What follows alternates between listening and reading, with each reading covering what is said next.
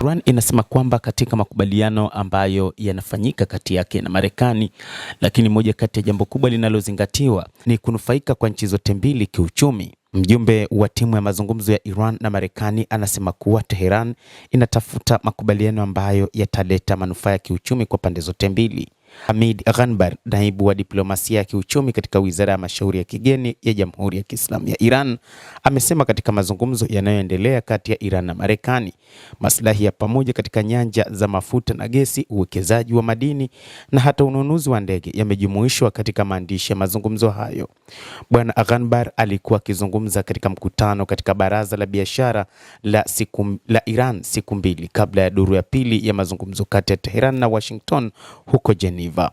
Mwanadiplomasia huyo wa Iran ameashiria kuwa mapatano ya JCPOA hayakuwa na manufaa ya kiuchumi kwa Marekani, na ndicho ambacho kimemfanya rais wa Marekani Bwana Donald Trump kuona ni kama vile Iran inapaswa kuwekewa vikwazo vingi zaidi na kwamba Marekani lazima ijitoe katika mpango huo wa JCPOA, kwani iliona haikuwa na manufaa yoyote. Na huu ulikuwa ni wakati wa utawala wa awamu ya kwanza wa rais wa Marekani wa sasa Bwana Donald Trump, na hivyo hata wakati huu amerejelea kauli yake kwamba lazima Marekani inufaiki kwa namna yoyote kupitia Iran.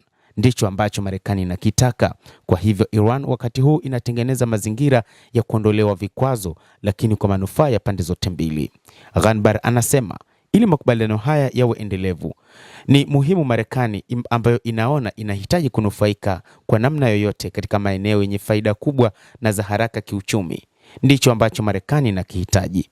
Kuhusu rasilimali za Iran zilizowekewa vikwazo au zilizozuiliwa, naibu waziri huyo wa mambo ya nje wa Iran amesema rasilimali hizi pia zitakuwa sehemu ya makubaliano, na kuachiliwa kwao lazima kuwe kweli na kutumika, si kwa ishara au kwa muda tu.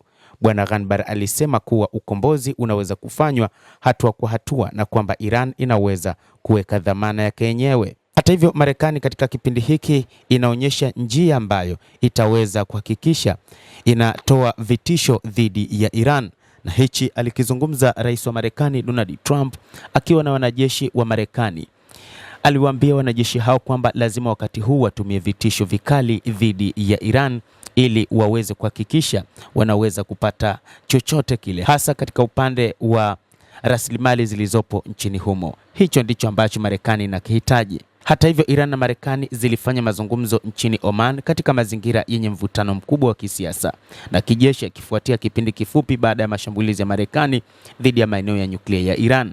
Haya ni mazungumzo ya kwanza, na wakati huu yanasubiriwa mazungumzo ya pili yatakayofanyika huko Geneva ili kuona ni jinsi gani nchi hizo mbili zinaweza zikarejesha uhusiano.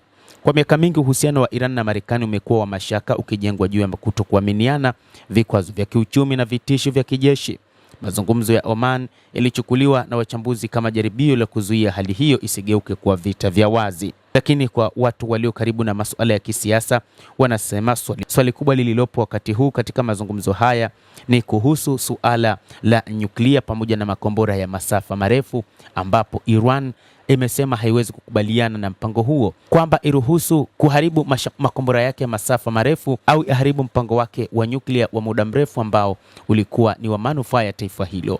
Mtazamaji, endelea kutufuatilia, lakini usisahau kulike, kucomment, kadhalika kusubscribe channel yetu hii ili upate habari hizi kwa mapana kupitia The World News. Jina langu ni Adam Hussein. Endelea kuwa nasi wakati wote, endelea kutufuatilia ili ufahamu mengi.